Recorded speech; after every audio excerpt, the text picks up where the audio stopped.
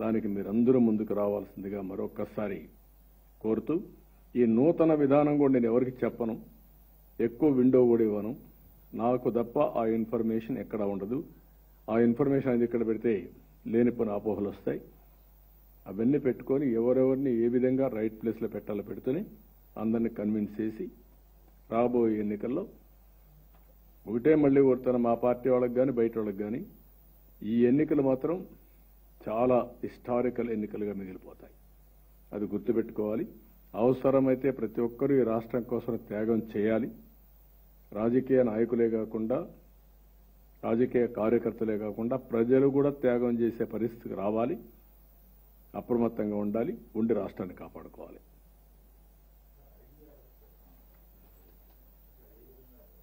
ఎన్ని మార్గాలుంటే అన్ని మార్గాలు పెడతా. ప్రజాభిప్రాయం తీసుకోవడానికి ఎన్ని మార్గాలుంటే అన్ని మార్గాలు పెడతా. నీకు కూడా నేను చేసిన మార్గం చూసిన తర్వాత అర్థమవుతుంది. నేను ముందు చెప్పను. ముందే చెప్పానుకో నువ్వు ప్రిపేర్ అవుతా ఉంటావు. ఆ విండో కూడా ఎక్కువ ఉండదు. అనౌన్స్ చేస్తాం ఎంత వీలైతే. ఇప్పుడు పొత్తులు ఉన్నాయి, అది కూడా ఒక పక్క సీట్ల అడ్జస్ట్మెంట్ అవన్నీ చేసుకోవాలి. రెండోది క్యాండిడేట్ల అభ్యర్థులు ఎంపిక చేసుకోవాలి. ముందు మారిగా ఉండదు. రైట్ టైంలో కొంత అర్లీగానే చేస్తాం. ఎందుకు వాళ్ళు అంత మంచి వాళ్ళు ఉంటే చూద్దాం.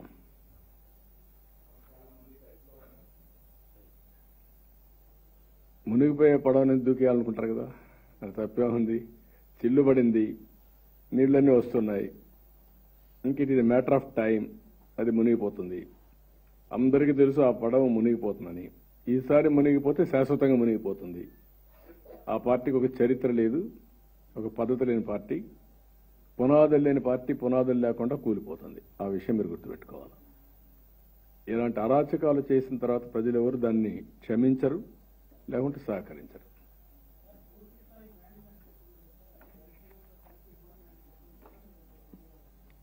అన్ని కూర్చొని వర్కౌట్ చేస్తున్నాం. ఎందుకంటే ఇప్పుడు ఇచ్చింది సూపర్ 6 ఇచ్చాం. Super 6 registrations are going on very well throughout the state. ఇప్పటికీ ఒక 36-37 లక్షల ఇండ్లు మా వాళ్ళు తిరగగలిగారు. అటు ఒక రోజున 1,20,000, 1,30,000 కూడా ఇంటికి వెళ్తున్నారు. మేము ఏదైతే బాబు గ్యారంటీ భవిష్యత్, బాబు షూరిటీ భవిష్యత్ గ్యారంటీ ఇస్తున్నామో దాని మీద చాలా ఆసక్తి ఉంది ప్రజల్లో. ఎక్కడికక్కడ వాళ్లే వచ్చి తీసుకుంటున్నారు. ఈవెన్ వైఎస్ఆర్ కాంగ్రెస్ వాళ్ళు కూడా వచ్చి తీసుకునే పరిస్థితికి వచ్చారు. కోర్ ఓటర్స్ కూడా వచ్చి తీసుకునే పరిస్థితికి వచ్చారు. ఎందుకంటే వాళ్ళు ఇచ్చే దాంట్లో మీరు చూస్తే అవి కూడా మనం గుర్తుపెట్టుకోవాల్సింది, పచ్చి మోసాలు చేసి 99% మేము ఇచ్చేసామని కథలని మాట్లాడుతున్నారు. ఏమీ చేయలేదు. చాలా అనామరస్ ఉన్నాయి. అన్ని చెప్పినంత తప్పులే. ఒకే టెస్ట్ అతనికి మనం గుర్తుపెట్టుకోవాలి. మద్యపాన నిషేధం పూర్తిగా పెట్టిన తర్వాతనే మళ్లీ వచ్చి ఓటు అడుగుతాను, లేకుంటే మీ ఓటు అడగను అన్నాడు. ఎందుకు అడగాలి? ఇంకా నీకు ఎక్కడ రైట్ ఉంది అడిగేదానికి? నేను అడుగుతాను, ఒకటి చాలు కదా, ఇంకెక్కడవన్నీ వదిలిపెట్టేయండి. నేను మద్యపాన నిషేధం చేయకపోతే మీ ఓటు అడగను చెప్పావా లేదా? చెప్పుంటే చెయ్యి. చెప్పాడు కదా. నేను చెప్పడం కదా, నీ వాయిస్తో ఉందా లేదా? You answer this. నీకు విశ్వసనీయత ఎక్కడుంది? కాబట్టి ఇవన్నీ కూడా చాలా ఉన్నాయి. అన్ని it is a failure government. ఇతను ఫెయిల్యూర్ ముఖ్యమంత్రి. It is totally failed. నేను ఇలాంటి 7 కోట్లు లాయర్స్కి ఇస్తే 70 లక్షలు, లేకుంటే దాంట్లో 50% అడ్వర్టైజ్మెంట్కి ఇచ్చాడండి. అది కూడా ఆయన పేపర్కే. మళ్ళా ఎంత స్వార్థపరుడండి. అటు దిశది అంటే దాన్ని మనం స్పేర్ చేయాలి. కడవాళ్ళు ఎవ్వరు ఏ తప్పు చేయకపోయినా వాళ్ళ మీద కేసులు పెట్టాలి. నువ్వు రాబరీ చేస్తావంటే, దోపిడీ చేస్తావంటే నువ్వు నీ వ్యవస్థలకి ఎవరు అడిగినా వాళ్ళ మీద కేసులు పెట్టాలి. అది ఏని పరిస్థితి. చూద్దాం.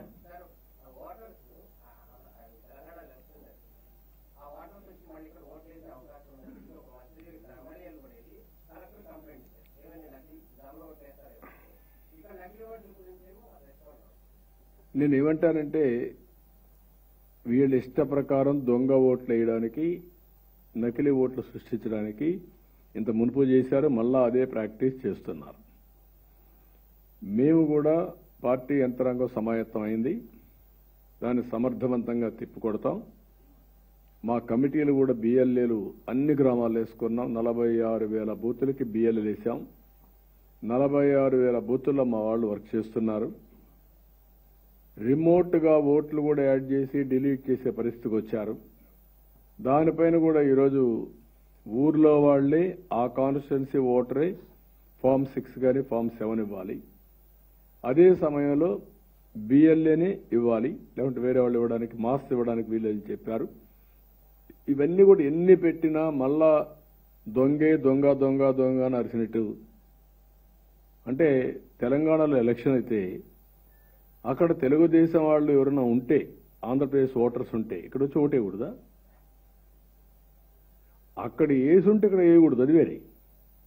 అక్కడ ఉంటేనే వేయకూడదు కాబట్టి వీళ్ళందరినీ తీసేయాలి. ఇది ఎక్కడ చదువు అండి? వాడి ఓటు ఎక్కడున్నా నువ్వు కానీ సరిగా చేస్తే వేరే రాష్ట్రాలకు ఎందుకు పోవాలండి? ఎందుకు కర్ణాటకకి వెళ్ళారు? ఎందుకు వేరే రాష్ట్రాలకు వెళ్ళారు? ఎందుకు చెన్నైకి చదువుకు వెళ్ళారు? కొన్ని వేల మంది వెళ్ళారు. ఇక్కడ ఆ ఫెసిలిటీస్ లేవనే కదా. అది మనం గుర్తుపెట్టుకోవాల్సిన అవసరం ఉంది. వాళ్ళ రైట్ అది. వాళ్ళ రైట్ ఎవరు తీసేయలేరు. అదే మరి అక్కడ ఓటు వేసి ఉంటే ప్రొసీజర్ ప్రకారం, చట్ట ప్రకారం ఆటోమేటిక్గా యాక్షన్ తీసుకుంటారు. కానీ ఒక్క దొంగ ఓటు వేయడానికి వీలు లేదు.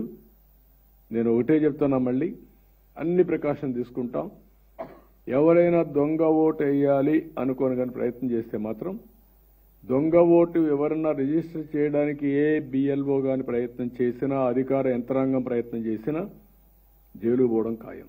గుర్తుపెట్టుకోండి. ఈరోజు చెప్తాను నేను, we're not going to leave you. తాత్కాలికంగా మీకు వీళ్ళు ప్రొటెక్షన్ ఉంటారు, కానీ శాశ్వతంగా మాత్రం మీరు you will be the sufferers. ఏ ఒక్క వ్యక్తిని వదిలిపెట్టాం. సాక్ష్యాలు ఉన్నాయి నువ్వు పెట్టినట్టన్ని. అలాంటి తప్పుడు రిజిస్ట్రేషన్ చేసిన ప్రతి ఒక్క వ్యక్తి మీద ముందు పోలీస్ కంప్లైంట్ ఇస్తాం, ఆఫీసర్లకు కంప్లైంట్ ఇస్తాం, కోర్టుకు వెళ్తాం, ఎన్నికల కమిషన్కి వెళ్తాం. కడాన లాస్ట్ డే వరకు ఫైట్ చేసి రికార్డు ఎవ్వరు తారుమారు చేయలేరు. రికార్డులో ఉంటుంది. ఎవరు చేశారో కూడా చాలా స్పష్టంగా ఉంటుంది. ఎవరు యాక్సెప్ట్ చేశారో కూడా ఉంటుంది. ఎవరు డ్యూటీ ఫెయిల్ అయ్యారో కూడా ఉంటుంది. ఈ విషయాలు మీరు గుర్తుపెట్టుకోండి. ఎవరిని వదిలిపెట్టాం.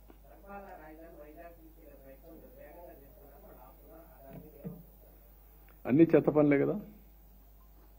ఏదైనా ఒక మంచి పని ఉందా? సిగ్గు ఎగ్గు ఉండాలి కదా. నువ్వు పోవాలనుకున్నావు, వెళ్తావు. ఎవడైనా ఒప్పుకుంటాడంటే 500 కోట్ల రూపాయలు రిషికొండలో మీ తాత జాగీర్ అది. నేను అడుగుతున్న స్ట్రైట్ క్వశ్చన్. టూరిజం పేరుతో 500 కోట్లు పెట్టి ఒక బంగళా కడతావా నువ్వు? బాధితుందా నీకు? 500 కోట్లు ఏంటి? ఒక టూరిజం ఏంటి? హోటల్ కడితే ఎంత అవుతుంది? 500 కోట్ల రూపాయలు రోజుకు రెంట్ ఎంత కట్టాలా? అది రెంట్కి ఇవ్వాలంటే కట్టాలి కదా. టూరిస్టులు ఎవడొచ్చినా 500 కోట్ల రూపాయలు ఒక బంగాళాకు పెట్టి టూరిస్టులు వస్తారా? అంటే ఒక్కొక్కడు వచ్చి దినానికి ఎంత కట్టాలి? కోటికి కూడా కాదు, ఇంకా ఎక్కువ కట్టాలి. 500 వడ్డీ సంవత్సరానికి 80-90 కోట్లు వడ్డీని మళ్ళీ తిరిగి పే చేయాలి. అంటే దినానికి 1 కోటి రూపాయలు ఆ ప్రాంతంలో తిరిగి దానికి పే చేయాలి, లేకుంటే 50 లక్షలు పే చేయాలి. అంటే ఇంత విన్యాసాలు, ఇంత అడ్డగోలుగా రిషికొండలో కొండను కొట్టేసి ఇంతవరకు ఎన్విరాన్మెంట్ డిపార్ట్మెంట్ చెప్పినా, కోర్టులు చెప్పినా వినకుండా ముందుకు పోతున్నా అంటే ఎంత ఉన్మాదం అండి ఇది. అంటే ఈ దేశంలో ప్రజాస్వామ్యం లేదా? చెక్స్ అండ్ బ్యాలెన్సెస్ లేవా? అధికారం ఉండి ముఖ్యమంత్రి అయితే నీ ఇష్ట ప్రకారం చేసేస్తావా? వేరే వాళ్ళు పోతే జైలుకు పెట్టేస్తానంటావు, లేకుంటే పోలీసులు నేను పోతే రానేది, జనసేన పోతే రానిలేదు, సిపిఐ పోతే ఎవరు పోయినా దారిలో కూడా రానియకుండా చేశారు. రానియకుండా చేసి అడ్డంగా ఇష్టానుసారంగా కొండలు వేసే పరిస్థితికి వచ్చారు. అదే మామూలు వ్యక్తి జైల్లో బెటరా? ముఖ్యమంత్రిగా ఉంటే గొప్ప? చట్టం ముఖ్యమంత్రికి వర్తించదా? ఇది రాష్ట్ర ప్రజలు ఆలోచించాల్సిన అవసరం ఉంది. అంటే రాష్ట్ర ప్రజానీకం ఓటేసి నిస్సహాయులుగా మారిపోతే ఇలాంటి దుర్మార్గులు కొండలు దవ్వుతారు. పవిత్రమైనటువంటి ఋషికొండ లాంటి కొండలు కూడా దవ్వేసి ఇష్టానుసారంగా చేస్తారు. దీనికి అంతటికి విరుగుడు మాత్రం ఒకటే, ప్రజా చైతన్యం. ఇలాంటి వాళ్ళు రాజకీయాల్లో ఉండడానికి కూడా అర్హత లేదు. రాజకీయ పార్టీలు పెట్టడానికి కాదు, రాజకీయాల్లో ఉండడానికి అర్హత లేని వాళ్ళు వచ్చి మరీ చేస్తున్నారు. మేము ఒకప్పుడు పోరాడేది ఒక హోందాగా ఉండేది. ఇష్యూస్ మీద పోరాడాం, సిద్ధాంతాలపైన పోరాడాం, సమస్యలపైన పోరాడాం, ఫెయిల్యూర్స్ పైన పోరాడాం. ఇది ఎక్కడికి పోవాలి? రిషికొండ పైన కూడా కట్టారు, ఇది తప్పు అని చెప్పించుకునే పరిస్థితికి వస్తే ఏమనాలి వెళ్ళి? ఇలాంటి చాలా దారుణం కాదు. సాధ్యం అవుతుందా? ఎట్లా అవుతుంది? నేనున్న క్లారిటీగా నేను అడుగుతాను, మాట్లాడుతాను. 3 నెలలు నువ్వు ఇంటికి పోతున్నావు,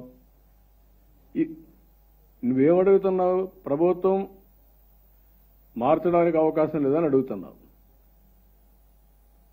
ప్రభుత్వానికి అధికారం లేదని అడుగుతున్నావు. ప్రభుత్వం అనేది ఒక ఆబ్లిగేషన్స్.